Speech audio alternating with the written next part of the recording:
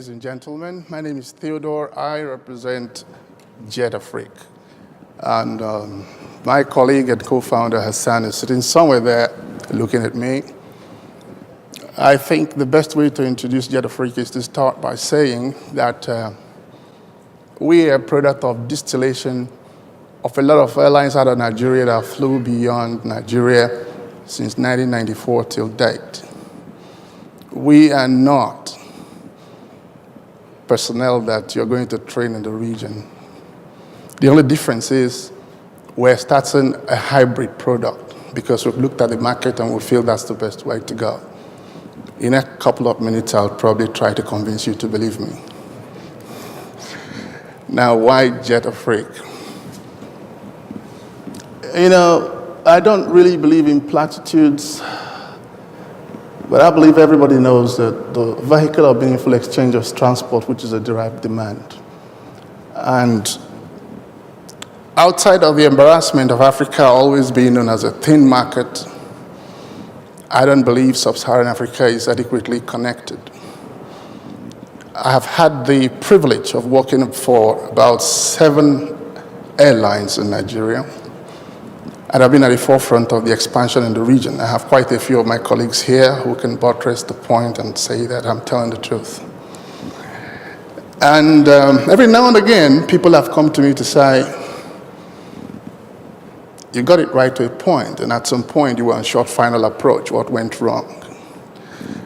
I think it's all about the model, really. I think it's about the lack of cohesive thinking through the business plan. I think it has a lot to do with inability to perhaps fully conceptualize the meaning of successive perpetuity in an airline operation. You will probably be embarrassed with me, or for me, when I say that I have seen a number of airlines that are not quite clear whether they are a legacy operator, a regional operator, a network operator, or for that matter, a hybrid or low-cost operator, not just in Nigeria. So anyway,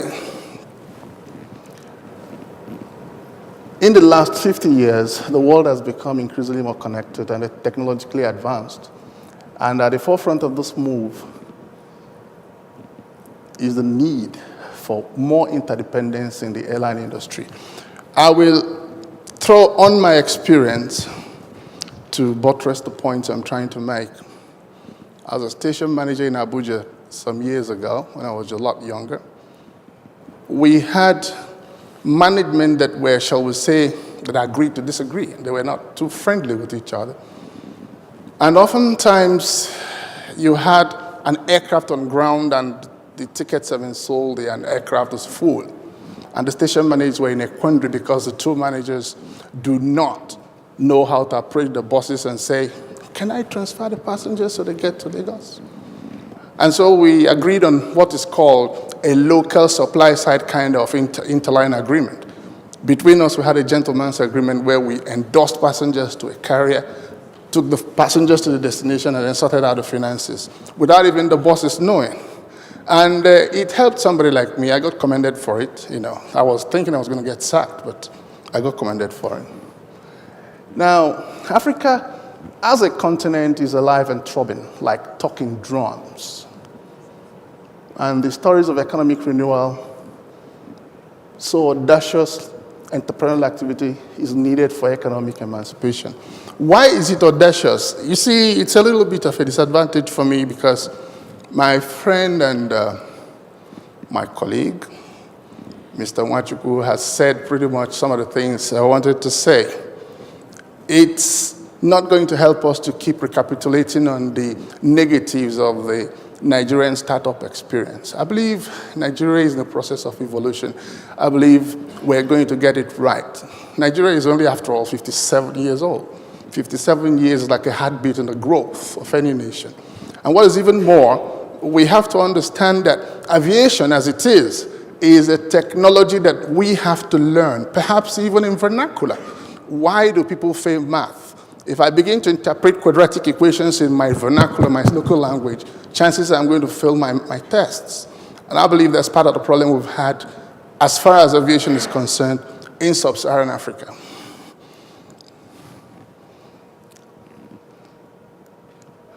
Now, for Jet Afrique, we believe experientially that the market is still underserved and not adequately connected. For instance, you find out that in some cases, in fact, the last time I went to the Congo, I had to go to Addis Ababa and spend the night before I ended up in Kinshasa. That's not proper connection. I could give 1,000 more examples like that. We need to look at the landlocked nations. We need to look at the portfolio airlines. We need to look at the negatives of some of the countries that cannot sustain an airline operation, and we have to find a synergy that is going to work to incrementally develop the region. It's not really all about nickel and dimes.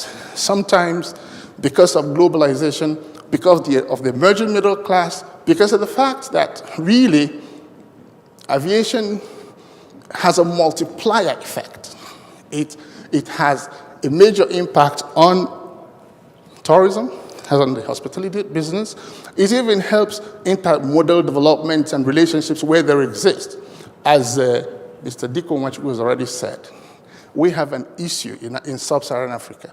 The road networks are not there. If they are not there, if they're there, they're full of potholes. The ships are not there. The cruises are not there. The trade lines are not cohesive enough. So really, unfortunately, you have to do a quantum leap to aviation, and it doesn't come cheap, but it has to be done. Airline startups are tough, but Jet Afrique has a smart reason foundation that will help it build sustainable demand for its intrinsic advantages and benefits as a new entrant. The reason is because we are not a group of people that you're going to teach about the region. What is really key here is how do you get into the region, develop the market, and sustain it? I want to say that in about 6 airline operations, working closely with Hassan, we have been able to move some airlines from the break-even point to posting relative good amounts of revenue. The last experience was a 24-aircraft airline that was making about $9 million a month. Within a year, we got it to $65 million a month. The records are there. And if we could do that in a non-cohesive airline that is not absolutely certain of whether it was a legacy operator or a network operator, how much more when there's a focus on where you want to go? How much more when there's experientially derived understanding of the market? How much more when you have a market development strategy that has worked and is incrementally being worked on? That is the import. That is the emphasis of Jet Afrique. Now, the intention and mission is an Afrocentric initiative covering the West and Central Africa with the simple objective of providing a seamless, well-connected service and network that should give every potential traveler in the region a sense of belonging. The name Jet Afrique, I'm sure somebody would ask, is an olive branch to our Francophone neighbors and trends, which is consistent with our brand posture.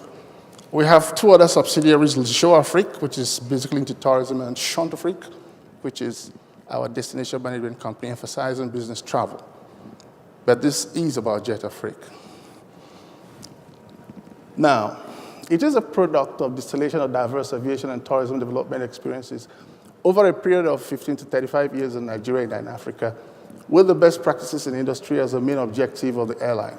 And we will initiate in West Africa perhaps the first clearly defined hybrid model and consecutively layered product development and offerings from 3 main angles, namely the passenger sales and operations, the cargo marketing and operations, and charter driven by corporate contracts and tourism. Now, anyone would want to say, why the hybrid model? I'll tell you why. It is true, like the last speaker said, that people don't really believe the low-cost model will work in Nigeria, or for that matter, anywhere in West or Central Africa. And the reasons are clear. I don't want to repeat all that he said. The secondary airports are not there. The regulatory authorities are not helping. And again, the cost of acquisition of these aircraft are not cheap. Fueling initially was about 25% of the direct operating cost of an aircraft. Now fueling is shooting close to 55% of the operating cost of a specific aircraft. Therefore, we want to look at a contingent model And this model, I use the word contingent because it's a bit fluid as an application. On the thin routes, Africa is always called a thin route anyway. We are going to do point-to-point. We're going to right size, looking at the origin and destination figures. On some of the routes, because there are passengers, quite all right, who may accept low cost in principle, but will not fly anything that's not business class. We have about 20% category of passengers like that. That means that a number of aircraft within our proposed fleet are going to have skeletal business class services. And that's why we talk about the hybrid model. We are not going to get involved in anything legacy or full option. It's always going to be unbundled prices. It's going to be tailored to the market to suit the different categories of the effective demand that can adequately fly. But the important thing is we're going to tap into the middle class that is increasing and make sure that most can afford to fly. Because at the end of the day, I wish everybody could fly, but it's still a service you have to pay for. And if you cannot pay for it, then there's really not much we can do besides giving you a relatively subsidized ticket. That's the whole thrust of the hybrid concept. Now, to run a safe and efficient airline, we will minimize losses by always cutting down costs, totally eliminating unprofitable routes, never using old aircraft, which automatically cuts down direct operating costs by approximately 30%. We will accelerate the market awareness by offering internet call center services and also use travel agents and other distribution channels, which wouldn't be the case in a direct, straightforward, low-cost operation. That's why it's a hybrid. Now, we will also run an all-economy configuration, which I just said, on some aircraft and operate strictly point-to-point, but some designated, more robust routes, depending on the stratification of the client base, will have a business class option depending on market segmentation.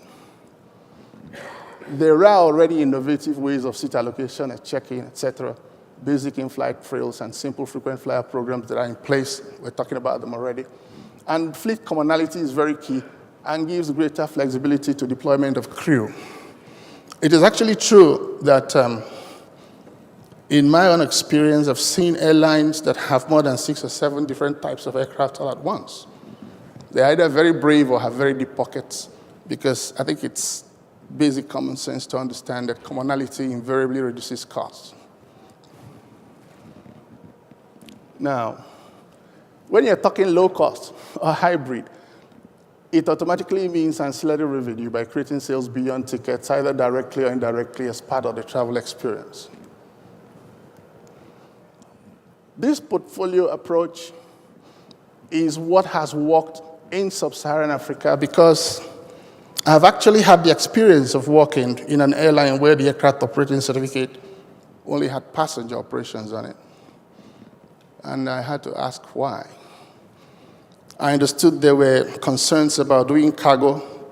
I did not get a valid reason why there was no charter, and I insisted that it had to be done. And we have it on record that in the first 3 months of starting cargo, we had about $3 million every month revenue that was being lost because I wouldn't know whether the product knowledge was not there, or perhaps it was just a management decision that it had to carry only passengers. In my experience, since 1994 till now, you have to put it in a layered manner. You have to start with charter, driven by tourism, etc. You have to do cargo, going beyond the excess baggage, etc. You now have to do passengers and excess baggage. Now, that is the portfolio concept, and it all brings in revenue to the basket. We do not have such a robust market, and there are so many wannabes in the industry. Therefore, if the business is going to sustain, there has to be different avenues for you to make money. The prevailing market situation in the last 2 decades in Nigeria, the development of the economy and improved disposable income has led to increased demands for air travel and charter operations. That's a fact. But since 2013, many Nigerian airports have had record-breaking traffic demands. Luckily, FAN is here. They can attest to that. In contrast with this, domestic operators have experienced difficulties of meeting local travel schedules. This is consistent, really, over the region, truth be told. Now, these facts indicate a clear potential to initialize a new company that could take the market left open by deficiencies before the incursion of major foreign carriers into the Nigerian regional market. It's painful, but you see, it's something that has to be said that when you talk about bilateral air services agreements, you begin to wonder the actual and the assumed definition of these terms. You find some foreign carriers actually getting fifth freedoms within a country like Nigeria, maybe elsewhere. And I wouldn't know why, because I don't think any Nigerian carrier will get that concession outside of Nigeria, or within Africa for that matter. I should know, because it's been my job to get these approvals for many airlines in and outside of Nigeria, mostly over West and Central Africa, for the past 23, 24 years or so. Now, Jet Afrique wants to reap the benefits of the growing oil and tourism industries, which are currently being serviced mainly by foreign carriers. The justification, I just took this quotation that there are more than 1 billion people in the African continent, 1.2 billion according to recent estimates, which is home to just 3% of the world's aviation business. That's a shame. Says that Winter, that's a former CEO of Tanzanian-based FastJet, a low-cost concept. It is clear that the continent remains in desperate need of improved and affordable aviation connectivity. We keep emphasizing this word connectivity because that's the only way it's even going to make sense. Now, opportunities to the African aviation industry. Air travel is essential to the prosperity of Africa as it opens up opportunities that did not exist before. And upgrading the environment is one of the driving forces of regional integration in the continent.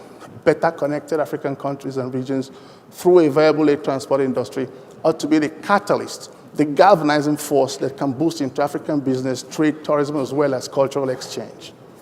Now, developing the aviation industry may also represent an opportunity to mitigate chronic transport problems faced by the 16th landlocked African nations, of which Rwanda happens to be one of them.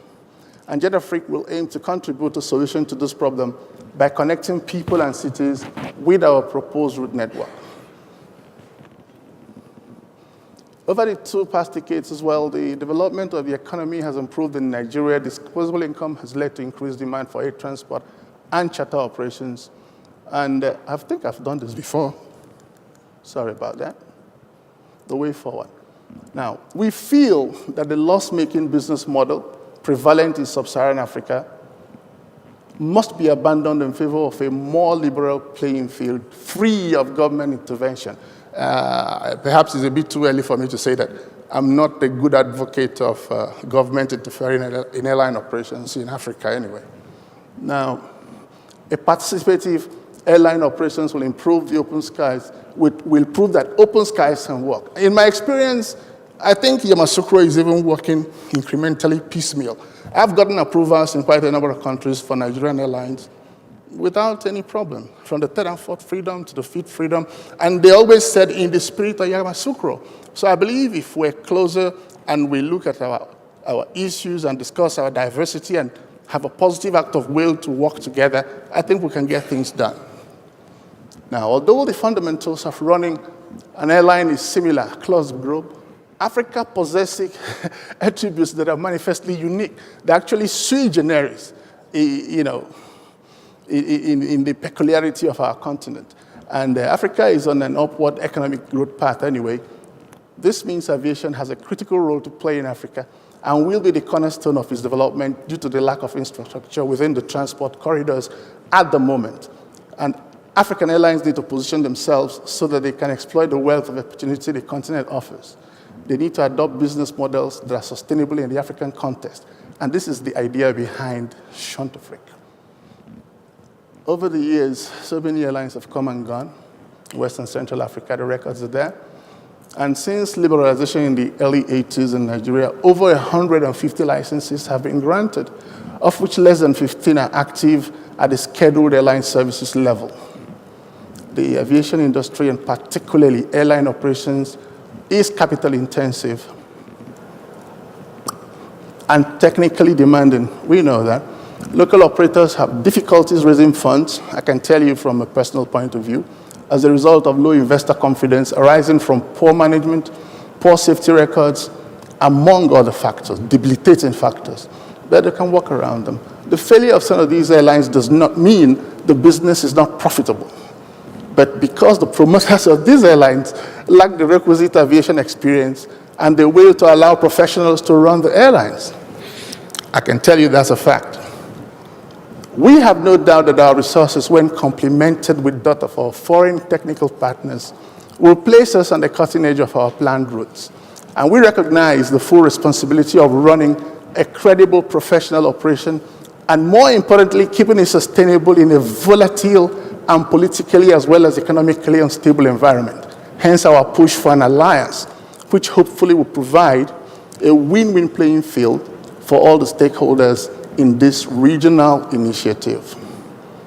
A mind stretched to a new idea never returns to its original dimension. Ralph Waldo Emerson. Thank you for your attention.